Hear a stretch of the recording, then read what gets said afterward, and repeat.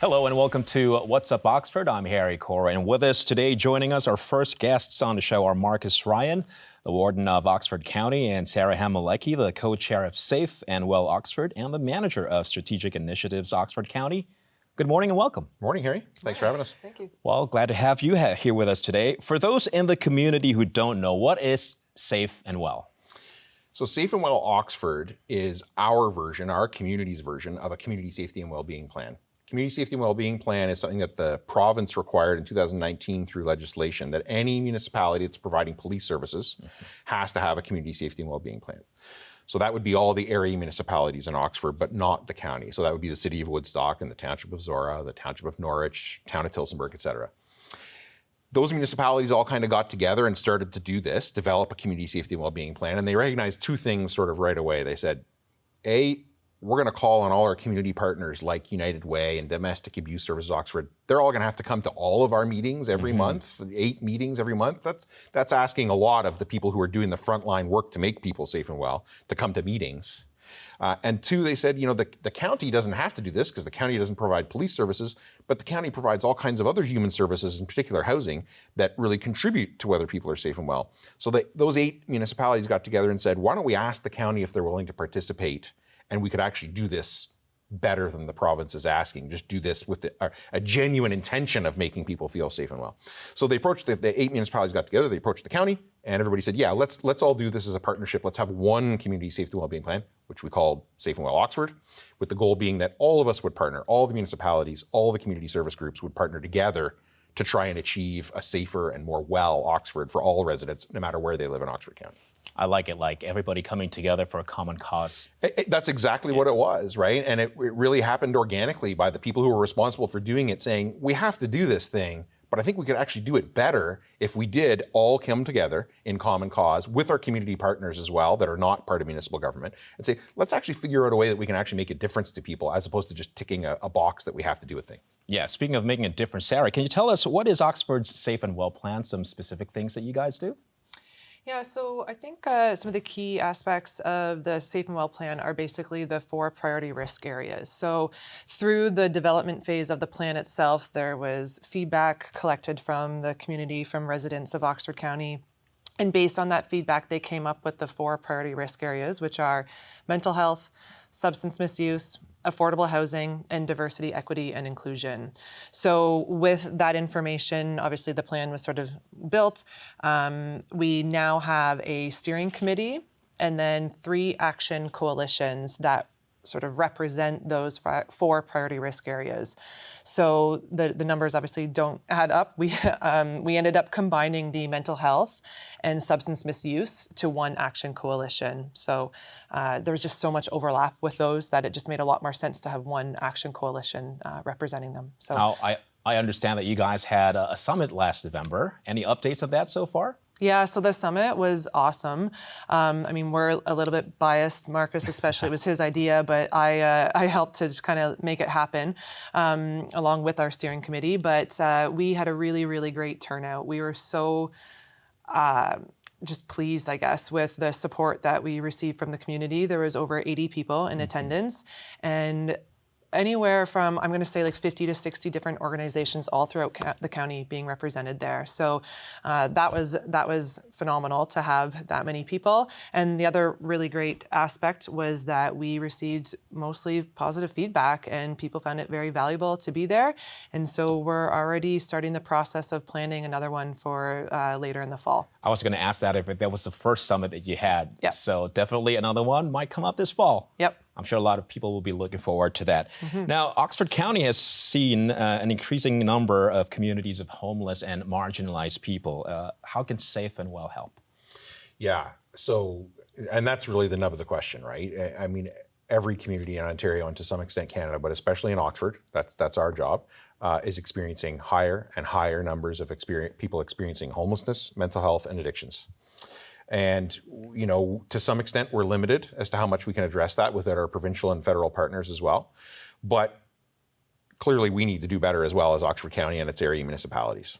So the focus of the Safe and Well Oxford plan is the 4 priorities, as Sarah mentioned, and the 3 action coalitions, which is community partners who are the experts delivering those services frontline every day. to inform us and tell us, like, so what are the real root causes of these things? And the focus then is to try and be preventive as much as possible. Our frontline partners are dealing with, food banks and emergency shelter for people trying to escape domestic abuse on a daily basis. So the challenge for Safe and Well Oxford is to talk to those groups and those individuals experiencing those things and understand, how did you end up in this situation, and what could we have done as a community differently so that you never ended up needing that service? That's the ultimate goal, right? It's not that we help a woman who's trying to escape domestic abuse, but that woman never experiences the domestic abuse is the better solution for all of us.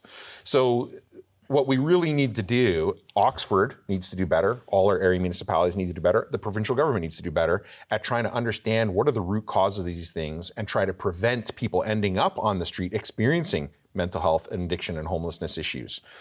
And really, as you said earlier, that's all of us coming together in common cause to figure that stuff out. And in the first sort of year of the steering committee for Safe and Well Oxford meeting, that's what a lot of those struggles have been, is about all of us understanding how do we all integrate together, because our residents rarely experience one of those issues, right? When people end up in a situation where they're experiencing homelessness, they're usually experiencing 2 or 3 of those things that have come together for them, which means 2 or 3 organizations at least have to partner together to try and figure out, so how do we prevent that from happening? So we're still really in that stage of that, but I think in this coming year, we're going to move very quickly towards some very clear action to try and do that. But it's really the preventive part that we need to do better at. Yeah. Can you give us a little peek into some of the concrete action plans that you've got going on for this year? Yeah, some of our partners in some of the action coalitions have really come forward and challenged the steering committee of Safe and Well Oxford to say, here's some things that you need to do better.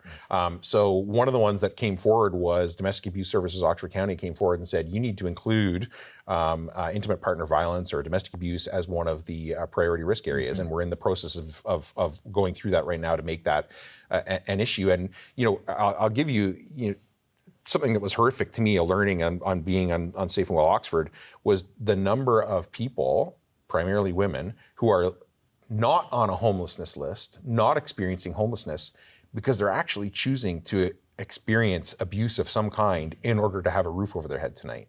So that's an example of something that we weren't even measuring, really, or I certainly wasn't, right?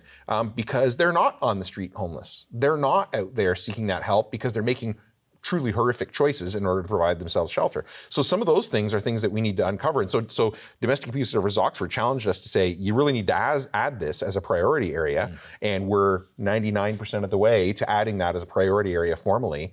And then saying, so how do we do that? How do you reach that person is the first thing. If they haven't said they need help, how do you even reach that person? We need to make it known to that person that there are services where they can choose to not stay in that shelter and find another shelter and escape that abuse. So there's a lot of understanding that frankly has to happen. The other thing I would say in terms of action in the next year is probably we're going to try and come up with some kind of funding model to try and help some of our community partners actually be more effective, right? To spend dollars on delivering a service, to spend dollars to try and hire people to deliver a service. It's not going to be me and it's not going to be Sarah that are going to be out there helping somebody experiencing homelessness in downtown Tillsonburg. It's going to be community partners. So we have to figure out a way to help that community partner, if it's United Way or whatever, on the street, help that person to not end up on the street, to get out of that situation and get into a home. I know right now someone out there watching this show is thinking to himself, how can I be part of this? How can I get involved with Safe and Well? Yeah, and I think the number one thing I would say is read the plan. There's a website, safeandwelloxford.ca. Read the plan, and I think there's a lot more in there than a lot of people realize. A lot of the things that people come to me and say, it should have this, it should have that, it's in there. We have to transition to the doing. And so the next thing I would suggest that people could do is when they participate as a volunteer in any of those groups, either on the board or just volunteering with United Way or any of those groups, you are part of Safe and Well Oxford then, right? Whenever you're participating to make somebody in Oxford feel a little bit more safe, be a little bit more well, you're participating in that plan. And if that's your entry point to it, and then you get more involved and with another group, or you start off just volunteering on a weekend and now you're on a board, you're making that happen. So I would say the first thing I would say is to them, don't put a big responsibility on yourself that you got to go out and change the world. And if you're not going to change the world, don't bother. just to go out and get involved a little bit and see where that takes you. There's a lot of groups in Oxford County that are doing a lot of good work, and they need us all to participate so that they can do more good work. Absolutely. No one is left behind. Sarah and Marcus, thank you so much for your time. And it's 2024. I mean, I always sign off my emails and my cards with "Be safe and well." Thank you for coming. Thanks for having us. Thank you. We're going to take a quick break, and when we come back, more of What's Up Oxford. Stay close.